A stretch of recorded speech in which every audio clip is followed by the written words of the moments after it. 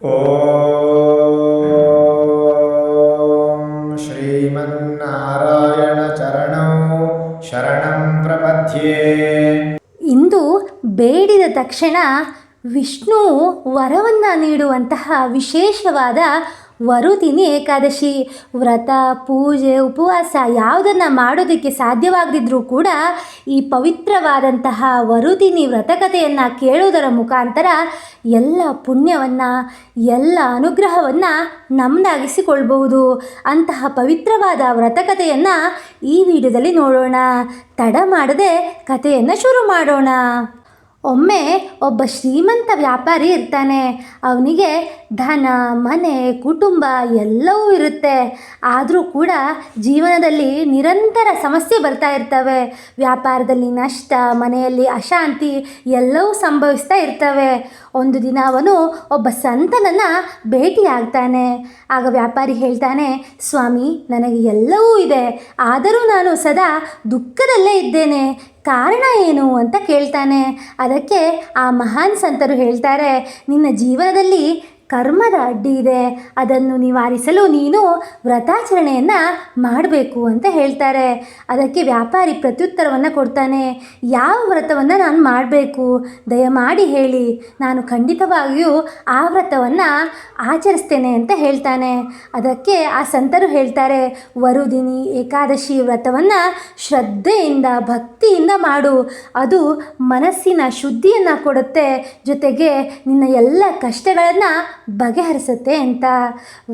ವ್ಯಾಪಾರಿಯು ಮನೆಗೆ ತೆರಳಿ ತನ್ನ ಹೆಂಡತಿಗೆ ಹೇಳ್ತಾನೆ, ನಾವು ಈ ಏಕಾದಶಿ ವ್ರತವನ್ನು ಮಾಡೋಣ, ಸಂತರು ಇದನ್ನು ಬಹಳ ಶ್ರೇಷ್ಠ ಅಂತ ಹೇಳಿದ್ದಾರೆ ಅಂತ ಹೇಳ್ತಾನೆ.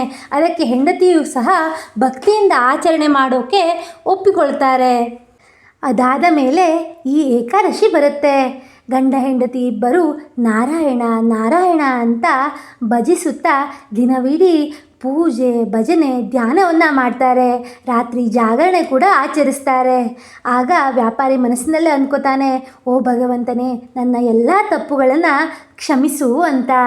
ಮರುದಿನ ಅದ್ಭುತವೆಂಬಂತೆ ಅವನ ವ್ಯಾಪಾರದಲ್ಲಿ ಸುಧಾರಣೆಯು ಆರಂಭವಾಗತೊಡಗುತ್ತೆ. ಮನೆಯಲ್ಲಿ ಶಾಂತಿ ಮರಳಿ ಬರುತ್ತೆ.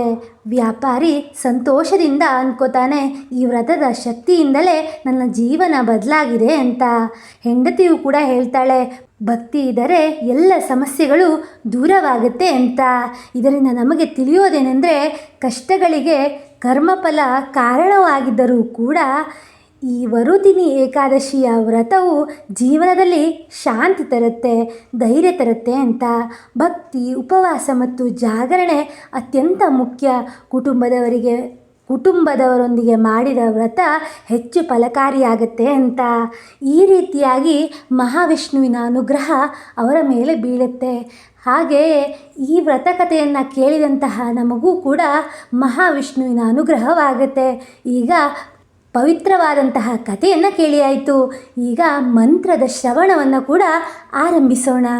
ವಿಡಿಯೋನ ಸ್ಕಿಪ್ ಮಾಡದೆ ಪೂರ್ತಿಯಾಗಿ ನೋಡಿ, ಮಹಾವಿಷ್ಣುವಿನ ಅನುಗ್ರಹಕ್ಕೆ ನೀವು ಕೂಡ ಪಾತ್ರರಾಗಿ. ಓಂ ಶ್ರೀಮನ್ನಾರಾಯಣ ಚರಣೌ ಶರಣಂ ಪ್ರಪದ್ಯೆ. ಓಂ ಶ್ರೀಮನ್ನಾರಾಯಣ ಚರಣೌ ಶರಣಂ ಪ್ರಪದ್ಯೆ. ಓಂ ಶ್ರೀಮನ್ನಾರಾಯಣ ಚರಣೌ ಶರಣಂ ಪ್ರಪದ್ಯೆ. ಓಂ ಶ್ರೀಮನ್ನಾರಾಯಣ ಚರಣೌ ಶರಣಂ ಪ್ರಪದ್ಯೆ. ಓಂ ಶ್ರೀಮನ್ನಾರಾಯಣ ಚರಣೌ ಶರಣಂ ಪ್ರಪದ್ಯೆ. ಓಂ ಶ್ರೀಮನ್ನಾರಾಯಣ ಚರಣೌ ಶರಣಂ ಪ್ರಪದ್ಯೆ. ಓಂ ಶ್ರೀಮನ್ನಾರಾಯಣ ಚರಣೌ ಶರಣಂ ಪ್ರಪದ್ಯೆ. ಓಂ ಶ್ರೀಮನ್ನಾರಾಯಣ ಚರಣೌ ಶರಣಂ ಪ್ರಪದ್ಯೆ. ಓಂ ಶ್ರೀಮನ್ನಾರಾಯಣ ಚರಣೌ ಶರಣಂ ಪ್ರಪದ್ಯೆ. ಓಂ ಶ್ರೀಮನ್ನಾರಾಯಣ ಚರಣೌ ಶರಣಂ ಪ್ರಪದ್ಯೆ. ಓಂ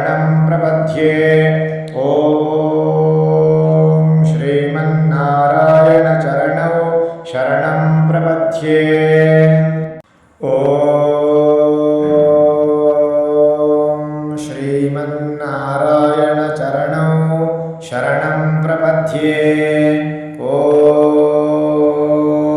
श्रीमन्नारायणचरणौ शरणं प्रपद्ये ॐ श्रीमन्नारायणचरणौ शरणं प्रपद्ये ॐ